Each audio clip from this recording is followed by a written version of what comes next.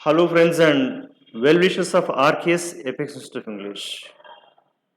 Once again, welcome to our RKS YouTube channel. So today we will see 59th episode. 59th episode. Okay, let's see our vocabulary. A Land Titling Act scrapped YSR Varsity Bill passed. So land titling act scrapped. ఇక్కడ scrapped అంటే ఏంటి? Scrap. Okay, scrap means to cancel or get rid of, అంటే దాన్ని cancel చేయడం లేదా దాన్ని వదిలించుకోవడం. Get rid of అంటే కనుక ఒక పీడని కానీ ఒక ఏదైనా ఇబ్బందిని కానీ ఒక సమస్యని వదిలించుకోవడానికి కూడా గెట్ ఇడ్ ఆఫ్ అంటారు అనమాట.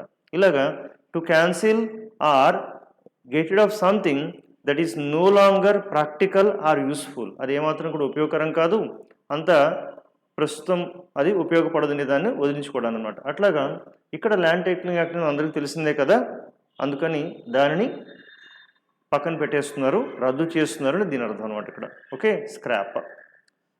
Around 40 managerial positions are to be scrapped in a major shakeup of the company, అంటే కంపెనీని కుదిపేసే విధంగా ఒక 40 మేనేజర్ పోస్టులని ఆ పొజిషన్ తొలగిస్తున్నారు అంటే వాళ్ళు తీసేస్తున్నారు అని చెప్పడం. కంపెనీ కుదిపేసేలాగా ఒక 40 మంది మేనేజర్ పోస్ట్ మొత్తాన్ని కూడా తీసివేయబడుతున్నారు, వాళ్ళు తీసేస్తున్నారు. Then they had been forced to scrap plans for a new school building. They had been forced to scrap plans for a new school building. They had been forced to scrap plans అంటే వాళ్ళ plans ఏదైతే ఉన్నాయో something for a new school building, కొత్త school building కూడా కడదామా అలా ఇలా అనుకున్న ప్లాన్స్ అన్నీ కూడా వాళ్ళు అన్నీ కూడా కాదనుకోవాల్సిన అవసరం పడ్డది.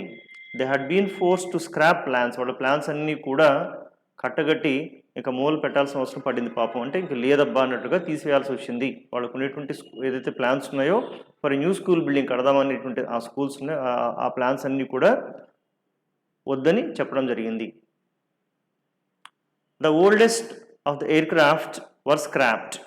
The oldest of the aircraft were scrapped అంటే బాగా పాతపడిపోయిన విమానాలన్నీ కూడా కొంచెం పక్కన పెట్టివేయబడ్డాయి, వాడకుండా అబాండన్ చేయబడ్డాయి అని చెప్పడం అంతా కూడాను. ఇక్కడ ఒక చిన్న విషయం తెలియాలి మీకు. ఎయిర్ క్రాఫ్ట్ అనే పదం వెరైటీ ఏంటో తెలుసా అండి? సింగులర్గా అయినా కానీ అదే వాడాలి, ప్లూరల్ అయినా అదే వాడాల్సి ఉంటుంది. ఓకే, 1 ఉందనుకోండి 1 ఎయిర్ క్రాఫ్ట్, 10 ఉంటే 10 ఎయిర్ క్రాఫ్ట్. ఇక్కడ the oldest of the air craft అంటే కనుక ఒకటిని కాదు చాలా ఉన్నట్టు, ఎందుకంటే పక్కన వర్ వాడారు కాబట్టి. There in this English grammar certain words they have both same singular and plural. Singular అదే ఉంటుంది, ప్లూరల్ కూడా అదే ఉంటుంది. For example you take sheep, SHEP sheep, 1 sheep, 10 sheep. 10 sheeps అనకూడదు, 10 షీప్ అనాల్సి ఉంటుంది. అలాగే ఎయిర్ క్రాఫ్ట్ కూడా అలాగే ఉంటుంది అంతా కూడా. Clear? Reactivate all systems disabled by YSRC అంటే ఏదైతే సిస్టమ్స్ అన్నీ కూడా ఈ YSRC యొక్క పరిపాలనలో డిజేబుల్ చేయబడ్డాయో అంటే ఉపయోగపడకుండా ఆపివేయబడ్డాయో వాటన్నిటిని కలిపి మళ్ళీ ఒకసారి రీయాక్టివేట్ చేయండి. మనకు యాక్చువల్గా మొబైల్ వచ్చిన తర్వాత యాక్టివేట్, రీయాక్టివేట్ ఈ పదాలన్నీ కూడా బాగా తెలుస్తున్నాయి అంతా కూడా కదా. ఛార్జ్, రీఛార్జ్, అలాగే రీయాక్టివేట్ ఇట్లంతా కూడా.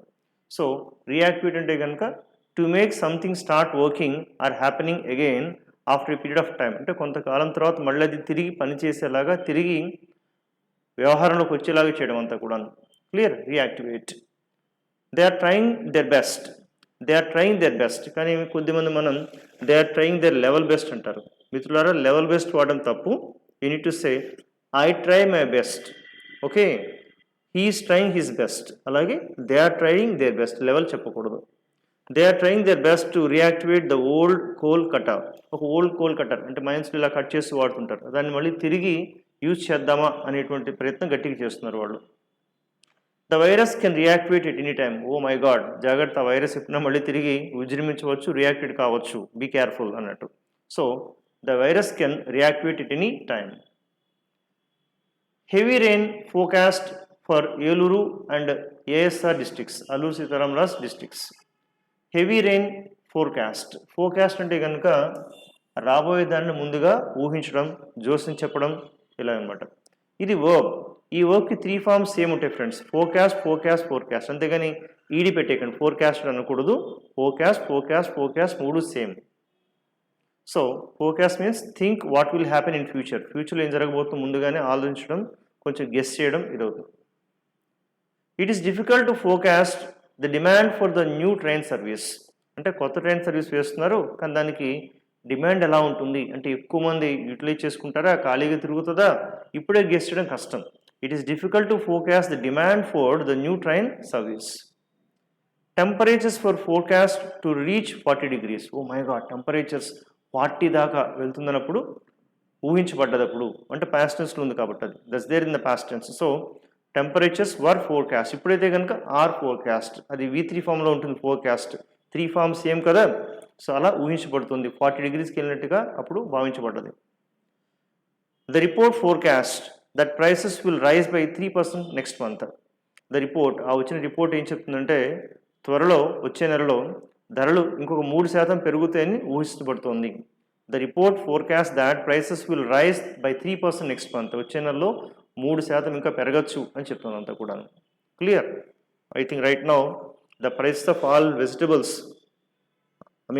The prices are reaching sky high, ఆకాశానికి వెళ్ళిపోతుంది అంతా కూడా, ప్రతి కూరగాయ 100లో ఉందంట కూడా. సో అది తగ్గచ్చేమో. ఓకే, సో ఇలా చెప్పుకోవచ్చా? The report forecast that the prices of vegetables will decrease, will come down very soon అనుకుందాం. రాహుల్ ఏం చెప్తున్నారు? Will strive for MSP legal guarantee, అంటే మినిమం సపోర్ట్ ప్రైస్, అంటే మినిమం సపోర్ట్ ప్రైస్ ఇంత ఉండాలి అనే దానికోసం మేము గట్టిగా లీగల్ గ్యారంటీ కోసం ప్రయత్నిస్తాము, అంటే అధికారికంగా లీగల్గా రాసి ఇవ్వాలి, ఇంతకన్నా తగ్గకుండా చూస్తామనంతా కూడా. విల్ స్ట్రైవ్ అంటే పోరాడు, కష్టపడు, అది వచ్చేలాగా చేసేలాగా తమ వంతు కృషి చేయడం, ఇలా దీన్ని స్ట్రైవ్ అంటారు అనమాట. సో స్ట్రైవ్ స్ట్రివెన్ అని చెప్పాలి. స్ట్రైవ్ స్ట్రివెన్, కష్టపడడం, పాటుపడడం, ఇట్లాగా. To try very hard to achieve something, ఇక్కడ ఇది నేను చెప్తున్నారు mister Rahul. So MSP minimum support price రైతులకు వచ్చేంత వరకు మేము కష్టపడతాం, గట్టిగా దాన్ని పోరాడతాం అని చెప్తున్నారు అనమాట. ఓకే, స్ట్రైవ్ ఫర్ సంథింగ్, ఇక్కడ కూడా ఇచ్చారు కదా, స్ట్రైవ్ ఫర్, దేనికి strive? You take students. So the students are striving for campus selection. Okay, he is striving for good result, అంటే దేనికోసం బాగా కృషి చేస్తున్నావు, అది స్ట్రైవ్ ఫర్ అనమాట ఇక్కడ. Okay, so we encourage all members to strive for the highest standards, అంటే highest standards reach అయ్యేలాగా మేము ఆ మెంబర్స్ అందరినీ కూడా ప్రోత్సహిస్తూ ఉంటాము, అంటే వాళ్ళని బాగా ట్రై చేయమని ప్రోత్సహిస్తూ ఉంటాము. వీ ఎంకరేజ్ ఆల్ మెంబర్స్, దేనికి? To strive for the highest standards, అది ప్రయత్నించమని వాళ్ళను ఎంకరేజ్ చేస్తూ ఉంటాము. Strive for something. Strive towards something or strive after something, అంటే ఇక్కడ దీని అర్థం ఏంటంటే కనుక ఏ దిశగా లేదా దేనికోసం మీరు ప్రయత్నిస్తున్నారని అంతా కూడా. They are always striving towards perfection. Okay, or you can say present ఇప్పుడు కూడా అయితే కనుక they are always striving towards perfection, అంటే పర్ఫెక్షన్ కోసం వాళ్ళు బాగా కష్టపడుతూ ఉంటారు. You take mister Aamir Khan, we call him mister perfectionist. Why that? Because Aamir Khan always strives towards perfection, అంటే ఆ దిశగా ఎక్కువ ఎఫర్ట్స్ పెడుతూ ఉంటారు అని చెప్పడం. అలాగే స్ట్రైవ్ అగేన్స్ట్ సంథింగ్ అంటే ఒకదానికి వ్యతిరేకంగా, అంటే strive against corruption. Okay, strive against any social evil, ఇలా ఒకదానికి వ్యతిరేకంగా కష్టపడుతుంటే కనుక స్ట్రైవ్ అగేన్స్ట్ అనేది వాడుతుంటారు అంతా కూడా. Clear? Then strive to do something, ఏదైనా చేసేందుకు కష్టపడుతుంటే స్ట్రైవ్ టు డూ సంథింగ్. ఎలాగా? Newspaper editors all strive to be first with a story, అంటే ఏదైనా ఒక కథనం వచ్చిందనుకోండి, ఆ కథని ముందుగా వాళ్ళే చూపించాలి, వాళ్ళే హైలైట్ చేయాలని ట్రై చేస్తుంటారు, వాళ్ళందరూ చేస్తుంటారు అనమాట. కాబట్టి strive to be the first with a story. ఇలా ఈ పదం చాలా మంచి పదం, ఎక్కువగా వాడుతుంటాం కాబట్టి ఎక్కువ ఎగ్జాంపుల్స్ ఇస్తున్నాను, ఎక్కువ విధానం చెప్తున్నాను ఎలా వాడాలి ఇదంతా కూడా. Clear? Fine. She strove to find a solution that was acceptable to all, అంటే ఆవిడ బాగా కష్టపడుతుంది, ఒక మంచి సొల్యూషన్ కనుక్కొని అది అందరికీ ఆమోదయోగ్యంగా ఉంటే బాగుంటుందనే దానికోసం ప్రయత్నిస్తూ ఉంది. So she strove to find a solution that was acceptable to all. Striven, పోరాడు, కష్టపడు. Okay, so if possible you make 1 or 2 statements. What are you striving for? Okay, what you are striving for, please do mention what you are striving for, దేనికోసం కష్టపడుతున్నారో just mention చేయండి, బాగుంటుంది. Okay, try చేయండి మీ ఓన్గా. Chidambaram questions efficacy of ELI scheme. Okay, employment linked incentive, అంటే employment linked incentive కొత్త పథకం కేంద్ర ప్రభుత్వం తెస్తోంది. ఆ పథకం యొక్క సామర్థ్యాన్ని, ఎఫికసీని అయినా క్వశ్చన్ చేస్తున్నారు ఇక్కడ. చిదంబరం క్వశ్చన్స్ ఎఫికసీ అంటే కనుక ఆ పథకం యొక్క ఎబిలిటీ, కెపాసిటీ, సామర్థ్యం. The ability of something to produce the intended result, అంటే ఆ ఉద్దేశించిన రిజల్ట్ తీసుకురావడంలో దాని యొక్క సామర్థ్యాన్ని ఎఫికసీ అంటారు అనమాట. దాన్ని చిదంబరం గారు క్వశ్చన్ చేస్తున్నారు. Chidambaram, one famous politician from Congress party, senior politician. In the past, he worked as our finance minister. Okay. Now, he questions efficacy of ELI scheme. దాన్ని అతను క్వశ్చన్ చేస్తున్నారు ఎంతవరకు అన్నదంతా కూడా. Okay, fine.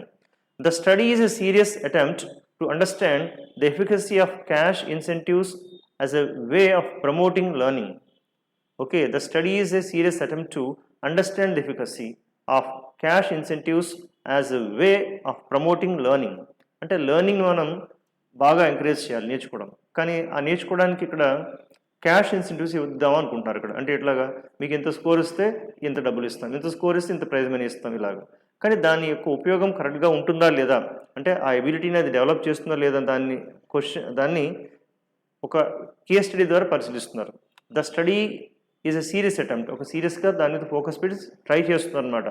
ఈ లెర్నింగ్ అటెంప్ట్లో డబ్బులు ఇచ్చి వాళ్ళని మనకు, అంటే పథకాలు ఇచ్చి లేకపోతే నగదు బహుమతి ఇచ్చి ఇలా ఇస్తే కనుక చేయగలుగుతారా లేదా అని ఆ దిశగా వీళ్ళు ప్రయత్నం జరుపుతున్నారు, స్టడీ చేస్తున్నారు. Trump campaign memo says Harris energized Democrats. Trump campaign memo says Harris energized Democrats. ఈ హ్యారీస్ అనే కమలా హ్యారీస్ ఉంది కదా, ఆ డెమోక్రాట్స్ని కొంచెం ఉత్తేజపరుస్తున్నారు, బలపరుస్తున్నారు అని రిపోర్ట్స్ తెలుస్తున్నాయి చెప్తారు అంతా కూడా. ఎనర్జైజ్ అంటే to make somebody enthusiastic about something, ఏదన్నా ఒక విషయం పట్ల వాళ్ళని ఎక్కువ మోటివేట్ చేసి బలోపేతం చేసి వాళ్ళు మంచి ఊపిని ఉత్సాహాన్ని ఇస్తే కనుక దాన్ని ఎనర్జైజ్ అంటారు కదా. అందులో ఉంది కదా ఎనర్జీ కదా, energise verb, energy noun, energetic adjective. Okay, the charity hopes the campaign will energise its volunteers. The charity hopes అంటే వాళ్ళ ఒక క్యాంపెయిన్ అంటే కనుక ప్రచారం. ఈ దయాల సంస్థ ఏదైతే ఉందో, సంథింగ్ చారిటబుల్ ట్రస్ట్, ఈ చారిటీ వాళ్ళు ఏం చేస్తారంటే హోప్స్ ద క్యాంపెయిన్, వాళ్ళు నిర్వహించినటువంటి ప్రచారం వీల్ ఎనర్జైజ్ వాలంటీర్స్, అంటే వాళ్ళ వాలంటీర్స్ ఆ సంస్థలో పనిచేసే, స్వచ్ఛంద సేవా సంస్థలో పనిచేసే వాలంటీర్స్ యొక్క శక్తిని బాగా పెంచుతుంది, వాళ్ళకి మంచి ఊపునిస్తుంది అని భావిస్తున్నారు.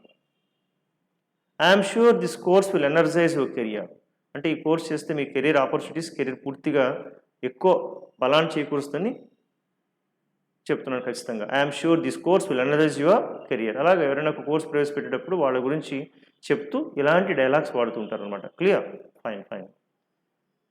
Harris bashes Trump in debut rally.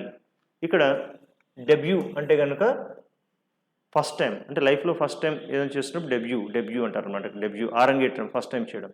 ఇలా కమలా హ్యారిస్ తన ఫస్ట్ టైం ర్యాలీలో సో ట్రంప్ని చాలా తీవ్రంగా క్రిటిసైజ్ చేస్తున్నారు.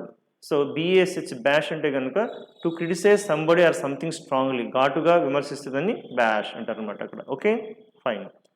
He kept bashing local government officials, అంటే లోకల్ గవర్నమెంట్ అఫీషియల్స్ని ఎక్కువగా విమర్శిస్తూ, తీవ్రంగా విమర్శిస్తూ ఉన్నారు వాళ్ళు అని చెప్తారు. అతను ఉన్నాడు అలాగా. He kept bashing local government officials. So friends, ఇలాంటి ఈ మంచి మంచి పదాలు ఇవాళ మనం నేర్చుకున్నాం. మరికొన్ని వొకాబులరీ వర్డ్స్తో మనం రేపు కలుద్దాం. Clear? Till then, bye bye. Thank you, bye bye.